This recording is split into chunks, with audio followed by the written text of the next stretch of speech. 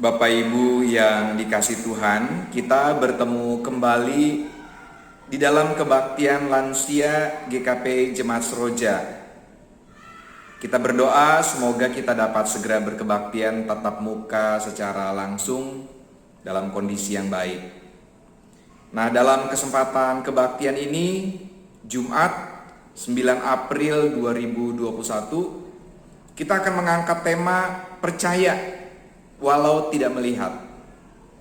Baiklah, kita mengawali kebaktian ini dengan kita mengambil saat teduh terlebih dahulu. Kita berdoa masing-masing secara pribadi. Mari kita berdoa.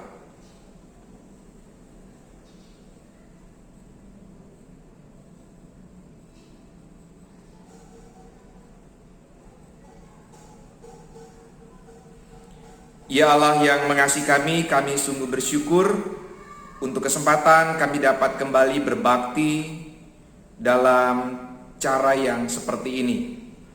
Kami percaya Engkau tetap berkenan melingkupi kami dengan kuasa Roh-Mu yang kudus, mempersatukan kami dalam tubuh Kristus, dalam satu wadah, dan kami bersehati untuk memuji memuliakan Tuhan.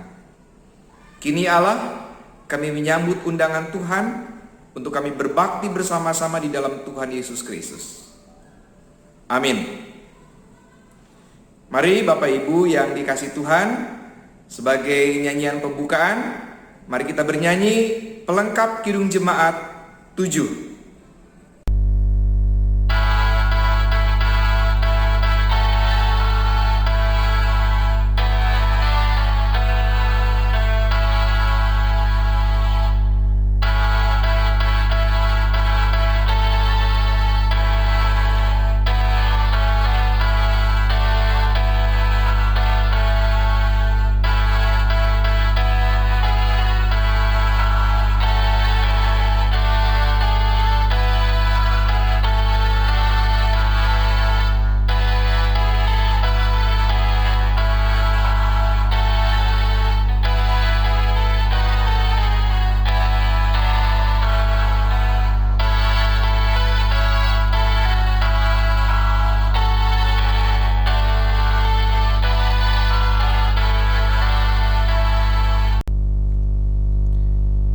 Kebaktian lansia ini berlangsung dalam nama Allah Bapa, Anak, dan Roh Kudus.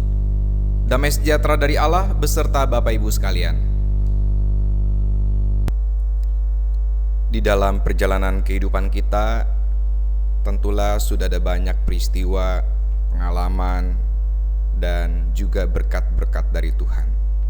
Oleh karena itu, marilah kita menaikkan rasa syukur kita kepada Allah di dalam doa. Mari kita berdoa. Allah yang mengasihi kami, berkat Tuhan dalam hidup kami selalu baru setiap harinya, bahkan melimpah di sepanjang hidup kami. Pengalaman hidup kami, baik itu suka maupun duka, manis maupun pahit, telah hadir silih berganti. Semua itu Engkau izinkan terjadi dalam hidup kami karena Engkau sedang membentuk kami menjadi pribadi yang semakin bijaksana. Keberadaan kami saat ini menjadi bukti nyata Engkau begitu mengasihi kami. Namun di atas semua itu, Engkau telah menganugerahkan keselamatan kekal bagi kami di dalam Yesus Kristus, yang telah menebus kami dari kuasa dosa dan cengkeraman maut. Oleh karena itu ya Allah, tidak ada alasan bagi kami untuk tidak bersyukur kepadamu. Maka kami menyatakan syukur ini kepadamu di dalam nama Yesus Kristus, Tuhan dan Juru Selamat kami yang hidup. Amin. Mari kita mempersiapkan diri kita untuk pemberitaan firman Tuhan. Kita mengawalinya dengan menaikkan pujian Kidung Jemaat 57.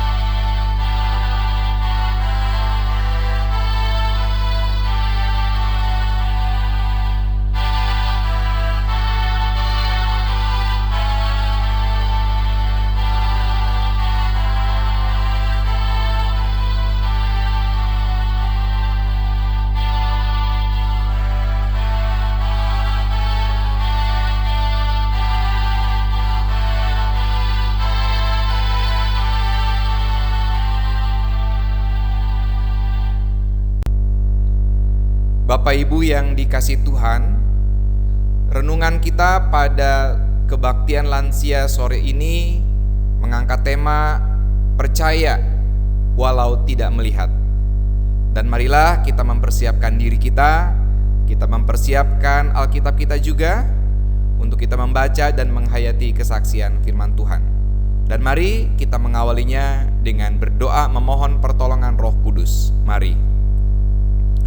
Allah yang mengasihi kami sungguh bersyukur, kami berterima kasih untuk berkesempatan kembali membaca dan menghayati kesaksian firman Tuhan. Dan kami percaya bahwa pada sore hari ini Engkau berkenan untuk mengurapi kami semua yang berkebaktian ini dengan kuasa Roh yang kudus, sehingga setiap firman yang akan diperdengarkan bagi kami pada sore ini betul-betul dapat kami pahami, kami mengerti dengan baik. Bahkan kekuatan Roh yang kudus akan memampukan kami semua menjadi pelaku-pelaku firman Tuhan. Kami juga percaya ya Allah, kuasa Roh yang kudus akan membungkus kami sehingga kami dijauhkan dari segala hal yang jahat, dijauhkan dari pikiran yang jahat, dijauhkan juga dari pikiran yang sia-sia. Maka ya Allah, bersabdalah, karena kami anak-anak-Mu siap untuk mendengarkannya. Amin. Bapak Ibu yang dikasihi Tuhan, pembacaan Alkitab kita pada sore ini dari Injil Yohanes 20 ayat 24 sampai dengan 29. Saya akan membacakannya untuk kita sekalian. Tetapi Thomas, seorang dari ke-12 murid itu, yang disebut Didimus, tidak ada bersama-sama mereka ketika Yesus datang ke situ. Maka kata murid-murid yang lain itu kepadanya, "Kami telah melihat Tuhan." Tetapi Thomas berkata kepada mereka, "Sebelum aku melihat bekas paku pada tangannya, dan sebelum aku mencucukkan jariku ke dalam bekas paku itu, dan mencucukkan tanganku ke dalam lambungnya, sekali-kali aku tidak akan percaya." 8 hari kemudian, murid-murid Yesus berada kembali dalam rumah itu, dan Thomas bersama-sama dengan mereka. Sementara pintu-pintu terkunci, Yesus datang, dan Ia berdiri di tengah-tengah mereka dan berkata, "Damai sejahtera bagi kamu." Kemudian Ia berkata kepada Thomas, "Taruhlah jarimu di sini, dan lihatlah tanganku. Ulurkanlah tanganmu, dan cucukkanlah ke dalam lambungku. Dan jangan engkau tidak percaya lagi, melainkan percayalah." Thomas menjawab dia, "Ya Tuhanku dan Allahku." Kata Yesus kepadanya, "Karena engkau telah melihat aku, maka engkau percaya. Berbahagialah mereka yang tidak melihat, namun percaya." Amin. Sampai demikian pembacaan Alkitab kita. Yang berbahagia ialah kita yang mendengarkan firman Tuhan, terlebih kita yang memelihara dan melakukannya di kehidupan kita hari demi hari. Haleluya.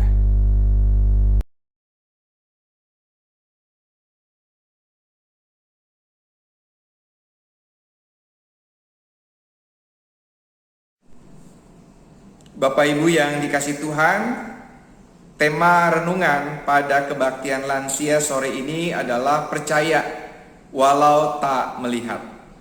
Tentu ini adalah tema yang sudah sangat biasa kita angkat, apalagi ketika kita mengaitkannya dengan perikop dari Injil Yohanes pasal 20 ayat 24 sampai dengan 29 yang berkisah tentang Thomas. Tapi kita akan mencoba melihat dari sisi yang agak berbeda sedikit. Nah, tema ini Bapak Ibu akan mencoba juga untuk memperlihatkan kepada kita bahwa kadang-kadang memang dalam proses pembentukan iman itu perlu pembuktian tertentu. Nah, sekarang mari kita melihatnya dari sudut pandang ilmu pengetahuan. Di dalam ilmu pengetahuan, bicara tentang keabsahan sesuatu selalu membutuhkan proses verifikasi atau falsifikasi. Sesuatu bisa dianggap sah dan meyakinkan jika dapat dibuktikan benar atau bahkan sebaliknya dapat dibuktikan kesalahannya. Nah, bicara tentang pembuktian, seringkali kita menuntut sesuatu yang real, yang dapat dilihat, atau sesuatu yang dapat diindrai, baik itu dengan penglihatan, pendengaran, penciuman, dan sebagainya.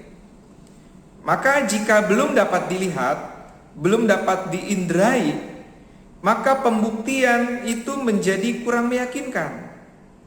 Bacaan kita saat ini juga berbicara tentang suatu proses pembuktian tentang kebangkitan Yesus.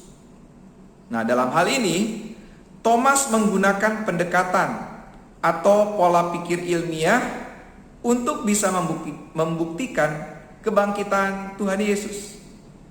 Di akhir bacaan, kita juga diajak, digiring untuk mengimani bahwa sungguh berbahagialah mereka yang percaya walaupun tidak melihat. Bapak Ibu yang dikasihi Tuhan, kisah tentang Yesus yang menampakkan diri kepada Thomas adalah salah satu cerita eksklusif, sangat spesial, sangat khas yang dicatatkan oleh Injil Yohanes. Sementara ketiga Injil yang lain yaitu Matius, Markus, dan Lukas tidak menceritakan pengalaman ini. Pikiran kita biasanya mudah tergoda untuk mengatakan bahwa Thomas adalah murid Tuhan Yesus yang kurang percaya karena butuh pembuktian terlebih dahulu. Akan tetapi, apakah betul hanya Thomas yang membutuhkan pembuktian tentang berita kebangkitan Tuhan Yesus? Apakah murid-murid yang lain tidak seperti Thomas? Mungkin juga seperti Thomas, tapi memang tidak diekspos. Sama halnya dengan kita yang kadang-kadang menyebut Thomas sebagai murid yang kurang percaya, tapi di sisi lain dari praktek, dari pengalaman kita pun, kita kadang-kadang menggambarkan diri kita atau mencerminkan diri kita sebagai orang yang kurang percaya. Nah, bagian ini memang dirangkai menjadi kelanjutan dari perikop sebelumnya, di mana Yesus menampakkan diri kepada para murid kecuali Thomas karena ia sedang tidak bersama para murid yang lain itu. Pada saat Yesus menjumpai para murid, Injil Yohanes menceritakan bahwa Yesus pun menunjukkan tangan dan lambungnya yang terluka sebagai proses yang pernah dijalaninya di salib. Nah, ini kita bisa lihat di Injil Yohanes 20 ayat 20. Memang dalam narasi ini bukan para murid yang meminta Yesus membuktikan melalui luka di tangan dan lambungnya, melainkan Yesus sendiri yang berinisiatif menunjukkan itu semua. Bukti fisik itu akan tetap sangat berperan bagi para murid, akan bermanfaat, berguna, penting sekali dalam konteks kehidupan para murid. Kita bisa mengingat bagaimana reaksi Petrus dan beberapa murid yang bergegas datang ke kubur Yesus untuk membuktikan, ini pengenalan indrawi untuk melihat, untuk membuktikan kebenaran tentang berita kebangkitan. Para murid tetap membutuhkan bukti, dan itu jelas menjadi bukti bahwa pembuktian itu atau bukti-bukti itu memang perlu dilihat, dijadikan sesuatu yang mereka bisa kenali dengan indrawi, dapat dilihat oleh mata mereka. Nah, di saat Thomas diberitahu oleh teman-temannya bahwa murid yang lain telah melihat Tuhan Yesus, Thomas menegaskan bahwa ia tidak akan percaya sebelum melihat bukti konkret berupa bekas paku, luka pada tangan dan lambungnya. Apakah ini reaksi spontan Thomas? Bisa jadi. Sebab Alkitab tidak menceritakan percakapan yang detail antara Thomas dan para murid yang lain. Ini sebagai salah satu kemungkinan pertama. Tetapi apakah ada kemungkinan lain? Bisa jadi. Bisa jadi murid lainnya tidak hanya berkata, "Kami telah melihat Tuhan," melainkan juga ada upaya untuk menjelaskan dengan kata-kata bahwa mereka telah melihat sendiri bukti berupa tanda bekas paku dan luka di tubuh Yesus. Ingat bahwa para murid lainnya telah lebih dulu menerima pembuktian itu dari Tuhan Yesus. Ini sebagai kemungkinan kedua. Nah, dalam narasi yang lebih lanjut, Bapak Ibu yang dikasihi Tuhan, kita membaca bahwa Yesus menampakkan dirinya kepada para murid termasuk Thomas. Secara khusus ia berkata kepada Thomas untuk mendekat, mengulurkan tangannya, dan menaruh jarinya pada bekas luka yang ada padanya. Tidak diceritakan apakah Thomas melakukan apa yang diperintahkan Yesus atau tidak. Tetapi ia menjawab Yesus dengan mengatakan sebuah pengakuan, "Ya Tuhanku dan Allahku." Maka bisa jadi Thomas tidak perlu melihat semua bukti itu dan mencucukkan jarinya pada luka di tubuh Yesus, sebab ia memang tak membutuhkan itu. Oleh karena itu, jika berangkat dari kemungkinan dari yang kedua ini, maka kita bisa melihat bahwa hal yang membuat Thomas menjadi ragu adalah keinginannya untuk melihat bukti yang sama persis dengan apa yang dilihat oleh teman-temannya. Thomas membatasi dirinya untuk percaya hanya pada tanda tertentu. Padahal Yesus bisa saja membuktikan kebangkitannya dengan tanda yang lain. Kita bisa ingat peristiwa penampakan lainnya, seperti sapaan kepada Maria, perjalanan bersama dengan murid yang ke Emmaus, dan juga pengalaman-pengalaman lainnya. Nah, Bapak Ibu yang dikasihi Tuhan, tergodanya Thomas untuk melihat atau mengalami bukti yang sama dengan murid-murid yang lain membuatnya ragu dan juga sulit untuk percaya. Padahal Yesus punya cara sendiri untuk membuktikan kebangkitannya bagi setiap orang. Setiap orang disapanya dengan spesial, sangat khas, pribadi demi pribadi. Kita hanya perlu belajar bersama, melihat dengan mata iman, bahwa setiap pembuktian yang Yesus lakukan itu bukan melulu dari pengenalan indrawi, bukan sebatas atau justru membatasi diri dengan tampilan fisik. Tidak perlu sibuk membandingkan cara Tuhan bagi kita hadir atas diri kita dan hadir bagi orang lain, karena tentulah kehadiran Tuhan bagi saya, bagi Bapak Ibu sekalian itu berbeda-beda. Jika kita tidak lagi sibuk membandingkan, maka terjadilah seperti yang Yesus katakan, berbahagialah. Maka berbahagialah kita yang percaya walaupun tidak melihat. Dan dalam konteks kita hari-hari ini, Bapak Ibu yang dikasihi Tuhan, tentulah Bapak Ibu telah terbentuk melalui pengalaman dan peristiwa yang luar biasa di seluruh perjalanan yang sudah Bapak Ibu lewati. Dan saya percaya Tuhan berbicara secara pribadi kepada Bapak Ibu melalui semua pengalaman itu. Nah, yang perlu kita lakukan saat ini adalah memberikan kesaksian bahwa Allah telah menyatakan dirinya kepada kita pribadi demi pribadi. Mari terus bersaksi, mari terus menyampaikan berita ini ke generasi-generasi berikutnya, agar kiranya mereka pun ikut berbahagia, ikut bersukacita, dan tidak perlu tergoda untuk pembuktian iman. Harus tampil secara fisik, dapat disentuh, dapat dikenali secara fisik. Tetapi kalau itu memang juga akhirnya dapat terjadi, puji Tuhan, itu tentu adalah pengalaman yang sangat spesial. Tapi dalam konteks kita saat ini, mari kita bersyukur dengan cara Tuhan yang telah menyapa kita secara pribadi, sangat personal, dari pribadi demi pribadi. Dan mari kita saksikan itu, kita berikan kesaksian itu dalam kehidupan kita hari demi hari, agar dengan cara demikian generasi-generasi penerus kita pun itu dapat mengalaminya, dapat mengimaninya, kehadiran Yesus Kristus Tuhan kita secara pribadi, secara personal. Kita percaya bahwa Tuhan kita adalah Tuhan yang senantiasa menyertai dalam berkati kita, yang selalu hadir dalam cara sebagaimana yang Allah rancangkan untuk kita masing-masing. Kiranya Tuhan yang Maha Baik senantiasa memberkati hidup kita dan kiranya Tuhan yang Maha Baik akan terus menumbuh kembangkan iman kita, walaupun secara fisik kita tidak dapat melihatnya. Tapi tentu dengan cara yang berbeda, dengan cara yang khas, Allah menyatakan dirinya bagi kita. Tuhan memberkati kita sekalian. Amin. Sebagai respon atas firman Tuhan, baiklah kita menyatakan syukur kepada Allah dengan menghimpunkan persembahan. Sementara kita menghimpunkan persembahan, kita menaikkan pujian dengan bernyanyi Kidung Jemaat 291.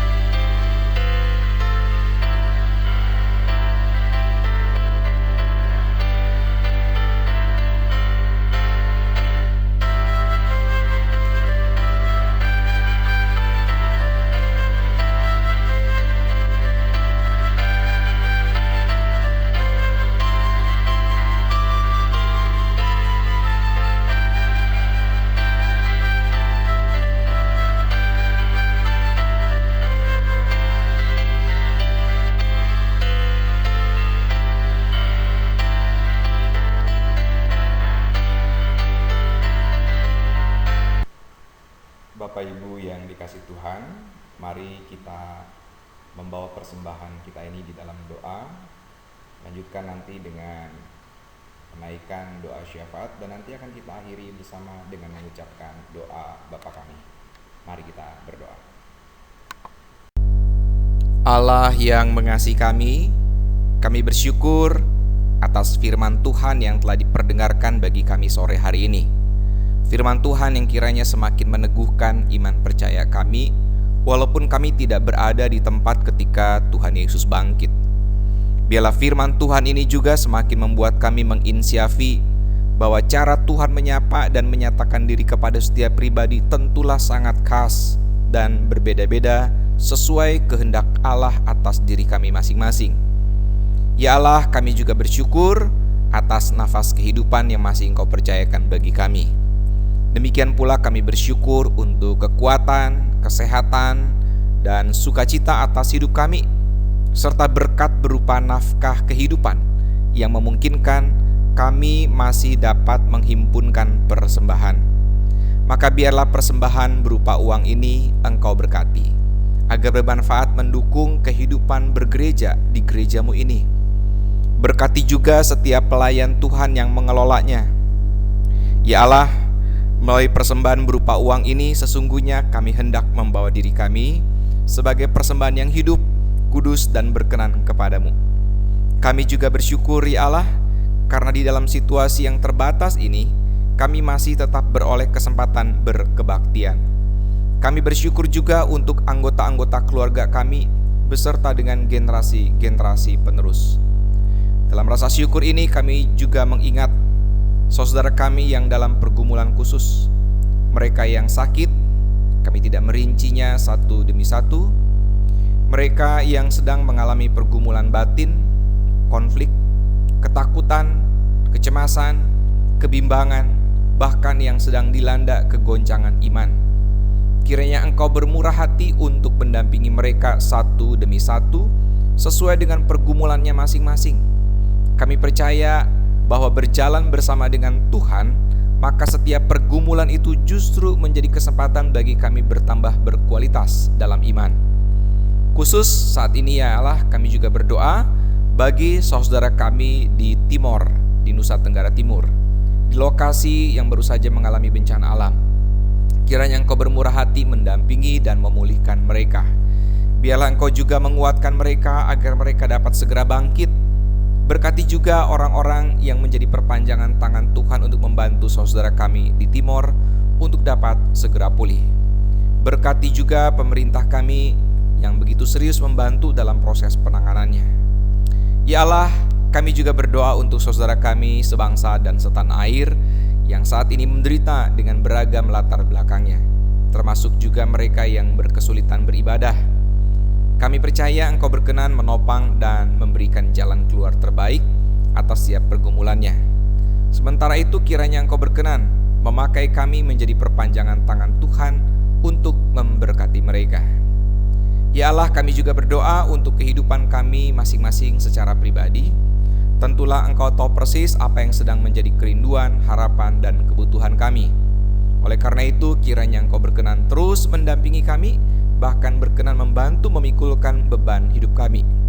Ya Allah, masih ada banyak hal yang belum dapat kami utarakan kepadamu di dalam kesempatan ini. Namun kiranya Engkau memperhatikan doa-doa yang belum dapat kami utarakan. Dan kiranya Engkau berkenan mendengarkan doa syafaat kami ini. Kami menaikkannya di dalam nama Tuhan Yesus Kristus, Tuhan dan Juru Selamat kami yang hidup. Dan di dalam kesempatan ini kami juga hendak berdoa sebagaimana Tuhan Yesus mengajarkannya bagi kami.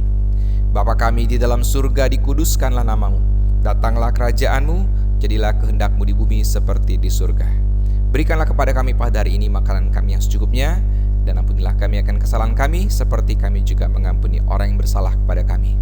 Dan janganlah membawa kami ke dalam pencobaan, tetapi lepaskanlah kami daripada yang jahat, karena Engkau lah yang punya kerajaan, dan kuasa, dan kemuliaan, sampai selama-lamanya.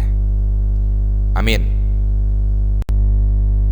Bapak Ibu yang dikasihi Tuhan, mari kita menyanyikan nyanyian penutup dari pelengkap Kidung Jemaat 239.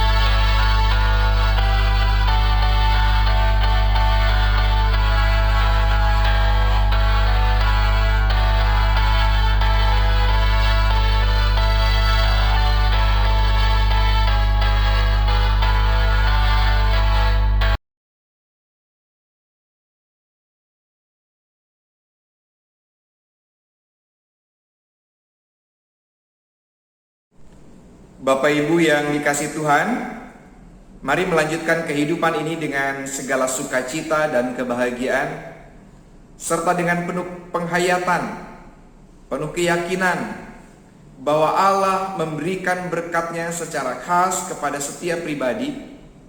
Mari kita juga terus menjadikan diri kita sebagai teladan dalam iman bagi generasi-generasi penerus. Dan kini terimalah berkat Tuhan. Kasih karunia menyertai setiap orang yang mengasihi Tuhan Yesus Kristus dengan kasih yang tidak binasa. Berkat, damai sejahtera, dan kasih dengan iman dari Allah Bapa, Anak, dan Roh Kudus menyertai memberkati Bapak Ibu sekalian saat ini sampai selama-lamanya. Amin.